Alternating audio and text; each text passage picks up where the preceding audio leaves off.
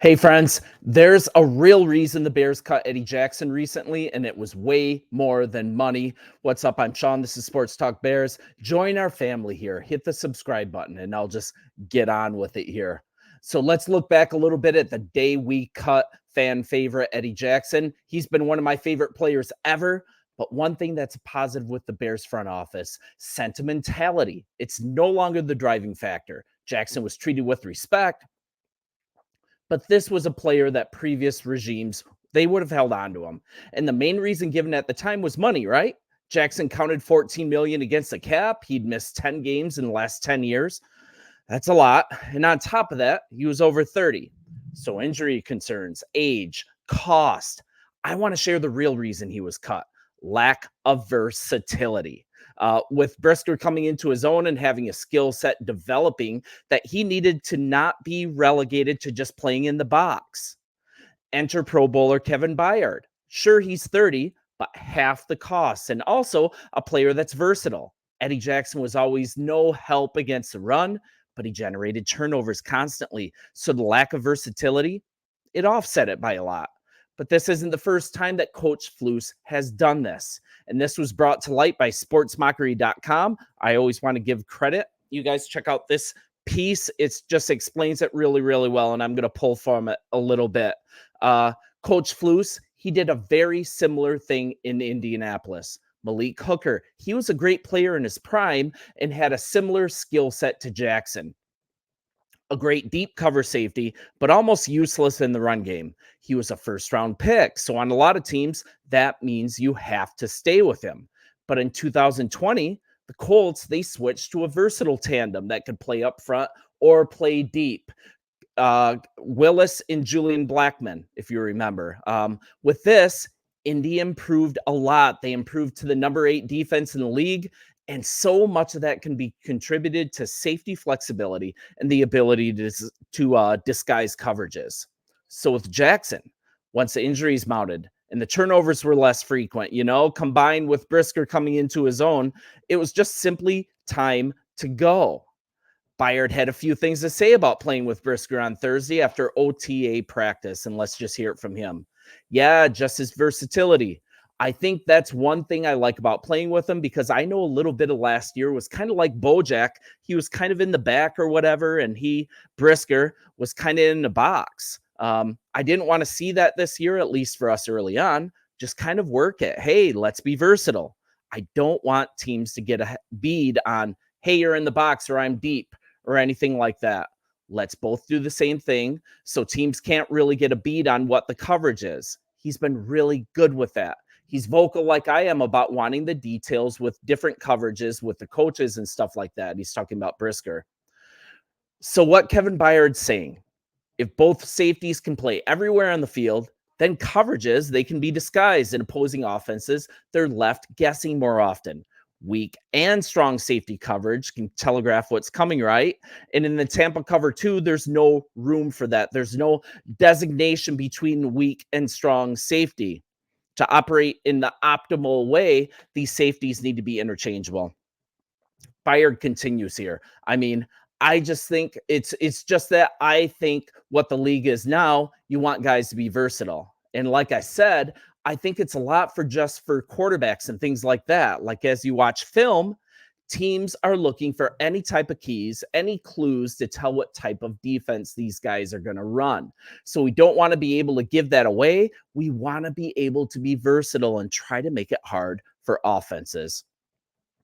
So let's look at Byard a little bit. He's over 30, but he is far from done. He doesn't get injured often. It's even ideal for him to defend the run in the box if needed.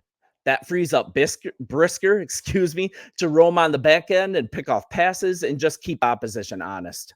He enjoys playing both spots. And if you're looking at a guy that had 122 tackles last year.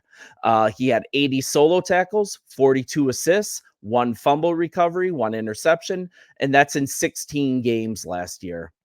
To hear more from Byard, I mean, I like both. I had 122 tackles last year, so I like to mix it up a little bit. I like playing football so much. You know what I mean? Like, I played a lot of ball. I can do both. It just depends. I like to be back too. I like to catch interceptions. Well, wouldn't we all? It really just depends on the call. So, like I said, anything I can do to help this team, that's what I'm willing to do. And I love that attitude.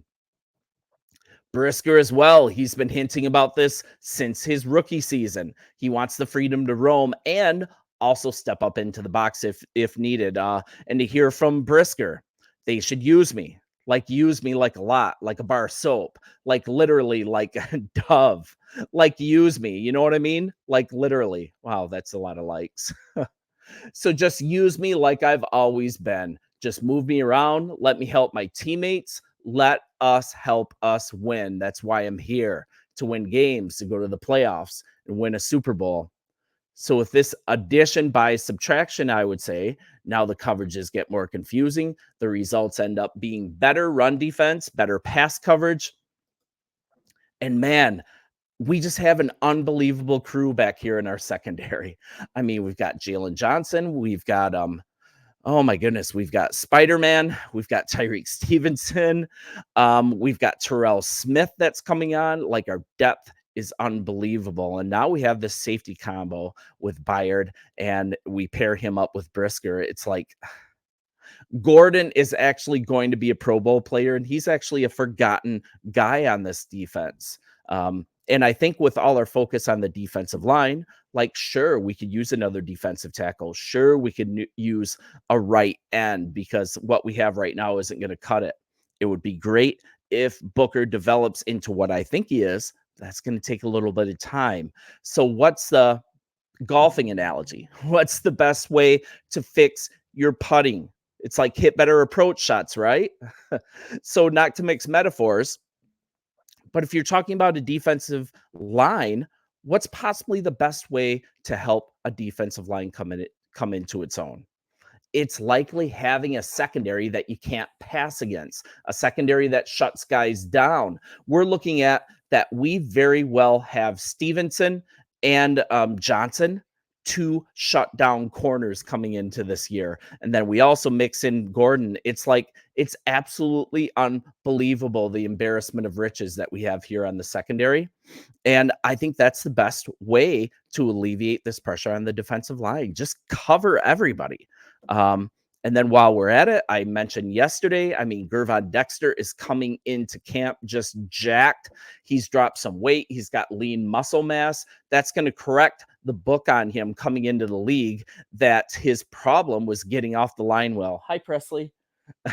His problem was getting off the line well, and then also having explosion off the line, and having that lean muscle mass, hopefully without losing strength, without losing the ability to stop the run.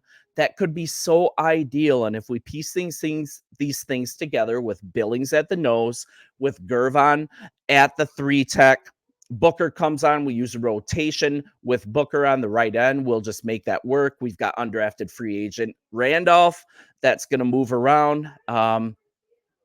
Left end, Montez Sweat, we're set there. And I would absolutely love to watch Camry Chroma. He is a lesser known prospect out of where did he go?